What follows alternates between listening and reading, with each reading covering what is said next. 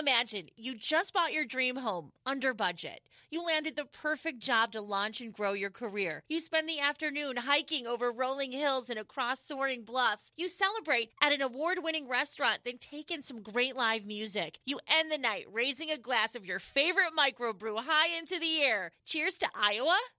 This is Iowa. Yes, Iowa, where the perfect day and the opportunities are endless. Come discover more about Iowa at thisisiowa.com.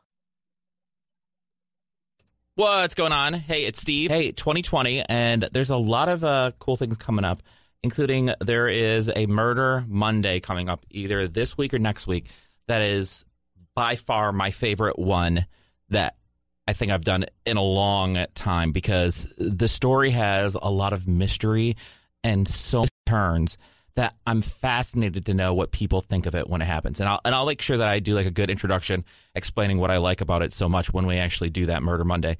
But thanks for listening. Thanks for sticking around with it. If you like the show, make sure you please tell a friend about it. And then even better, leave a review or a comment on anywhere, honestly, but on the podcast app, wherever you use it, on iHeartRadio or on the Apple Podcast. And then also check it out on social media, the Murder Monday podcast on Instagram and Facebook. You can find plenty of stuff there too. So check it out. I hope you like it. This is a story out of Cincinnati.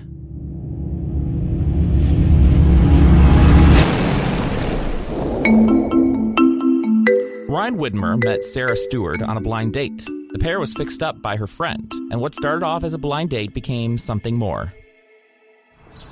Ryan was a bit older. He was 37, a laid-back former jock, and Sarah was a super organized 24-year-old woman. They bought a house in a nice neighborhood. They argued about normal things, got engaged, and in April of 2008, they got married. They went on a honeymoon. It was great. Yes, kids were in the cards, but first they were talking about getting a rescue dog. 114 days after they said, "I do," they were at home watching TV. The Cincinnati Bengals were playing preseason football against the Green Bay Packers. They had leftover hamburgers, corn on the cob, and cheesy potatoes for dinner. Sarah was heading upstairs to take a bath. She gave Ryan a quick kiss and said, "I love you," before heading upstairs. Sarah, who worked as a dental hygienist, complained that day about a bad headache. So she went upstairs to take a nice warm bath. Migraines and headaches weren't out of the ordinary for Sarah. It's something that she had dealt with for a long time, and she found that taking a nice bath is something that would help her. A short time later, Ryan went up the stairs. What's going on? She fell asleep in the bathtub. I think I was downstairs. I just came up here and she was laying face down in the bathtub. In the water? Yes. She's in the bathtub? Yes, the water's draining right now. I tried to do it. Everything I could. I tried to. So you're taking her out of the water now? Yeah. The water is completely drained, but she's just laying here unconscious. Nothing. She's still in the bathtub? Yes. Okay, so you drain the water out of the tub? Yes. How long was she in the bathtub?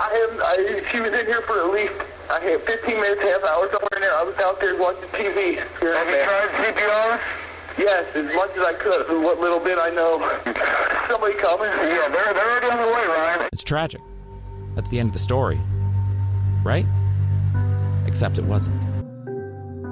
The story just didn't add up. When paramedics arrived at the newlyweds' home, they spent 45 minutes before declaring her dead. The classic signs of an accidental drowning were missing, like froth around the victim's nose and mouth. That would be evidence of a drug overdose. When the first police officer arrived, he found Sarah in the master bedroom, not in the bathroom, but noticed that she had a dry body, but wet hair. During the 911 call, Ryan walked away for a moment, then came back and said that he had moved Sarah from the tub to the bedroom. The dispatcher then told him to attempt CPR. Get her out of the bathtub? I can try, but I have to set the phone down. Okay. It's better to get her out of the bathtub and get her on a flat surface. Okay. I'm dropping the phone. Go ahead and put the phone down and try CPR for me. Okay.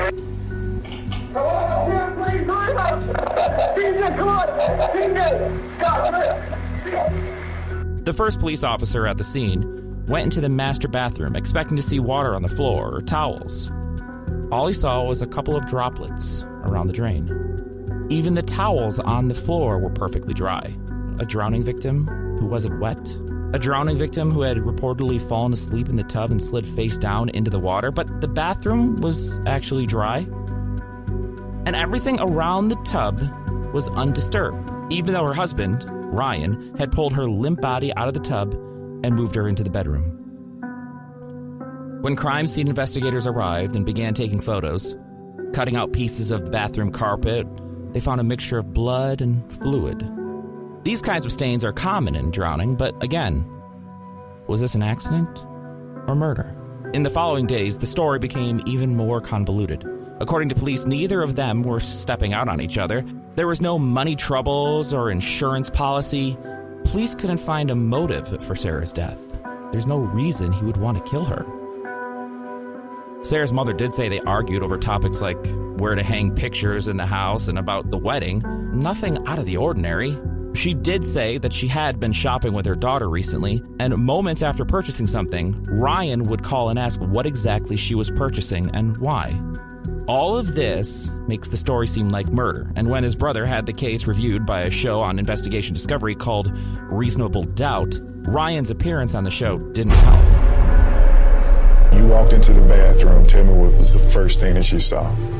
Her laying submerged in the water in the bathtub. How was she submerged?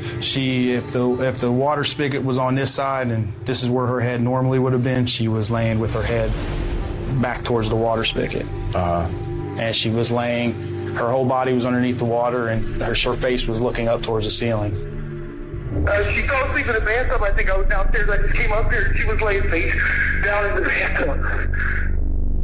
In your 911 call, you said she was laying face down in the water. I mean, I never said face down. I know I said she was face down, yeah. Yeah, you said face down in the water. Yeah.